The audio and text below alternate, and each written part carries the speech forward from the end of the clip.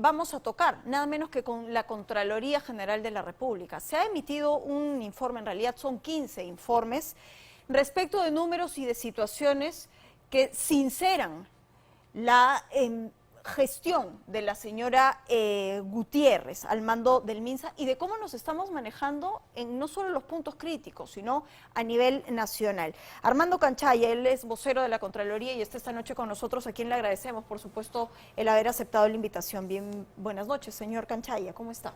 Gracias a usted, Claudia. A ver, ¿cuál es la prioridad que se ha hecho para tener esta información? La preocupación de la Contraloría para saber cómo está llevándose adelante la estrategia de detección y de control del dengue está distribuida por todo el país, pero básicamente en las zonas que concentran la mayor cantidad de casos. Y por ejemplo en Piura, Tumbes, Lima, Loreto y Callao es donde se ha hecho esta revisión de estos casos y de estos centros de salud y se ha encontrado lo que ya has mencionado. Hay una cosa que particularmente llama la atención y preocupa en el caso de Piura. Las medicinas y los insumos no están encontrándose en el stock suficiente.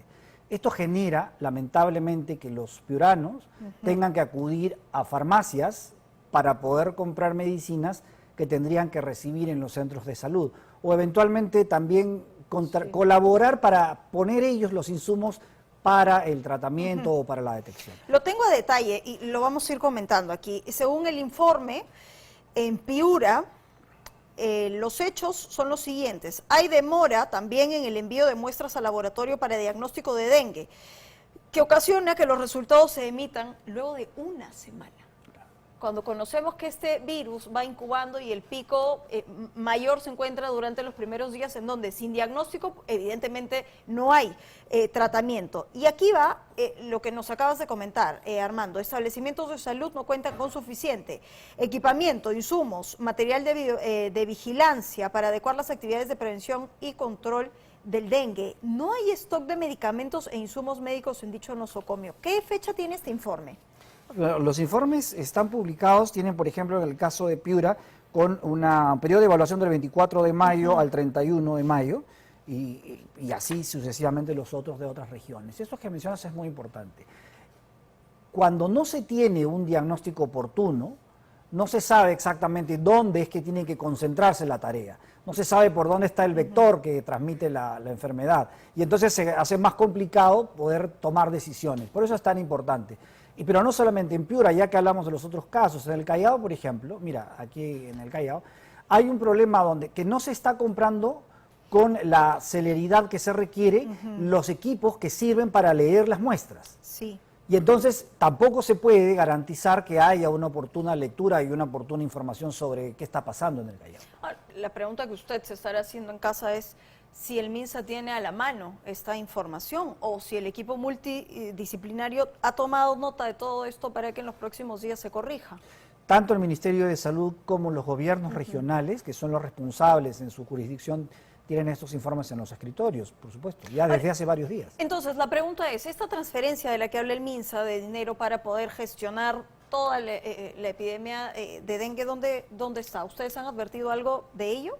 Bueno, los presupuestos están, por supuesto, en los gobiernos regionales, sin duda. Corresponde a los gobiernos regionales como a los municipios ejecutar el presupuesto que tienen, pero corresponde también al Ministerio hacer la supervisión de la estrategia, de que se cumpla la estrategia. El Ministerio es el órgano rector en temas de salud. Vayamos a Tumbes, por favor, porque aquí la situación parece estar más complicada. A ver, y esto es algo que se le criticó a la ministra respecto de no sincerar las cifras de contagios. Lo que dice Tumbes es que la sala situacional de algunos centros y puestos de salud de la microrred Zorrito se encuentran desactualizados, por lo que no muestran los casos existentes y probables de dengue. Esa es otra de las situaciones que se ha observado. Es importante tener actualizada esta información. Otra vez, para poder tomar decisiones, para poder saber qué es lo que está pasando, hay que contar con información confiable y esta es la que se recogen desde estos centros de salud. Entonces la Contraloría va a cada uno de estos centros y verifica que las cosas estén ocurriendo como se supone que deben ocurrir, no porque se le ocurre al auditor que tengan que ser de esa manera, sino como lo ha determinado la autoridad, en este caso es el Ministerio. Hace unos días se daba ya la confirmación de que en 5 meses el fenómeno del niño global estará con nosotros. Quisiera saber si la Contraloría, ayudada en este momento con el tema de la epidemia del dengue, van a emitir un informe en paralelo. No sé, respecto de cómo están los centros de salud que podrían verse golpeados nuevamente en 5 meses por el niño. Mira, sobre eso sí, la Contraloría tiene bastante que decir. De hecho, esta situación que se ha estado presentando era una situación que se veía venir por las intensas lluvias del Yacu. Digamos que las condiciones adecuadas para la proliferación del insecto y además de la enfermedad.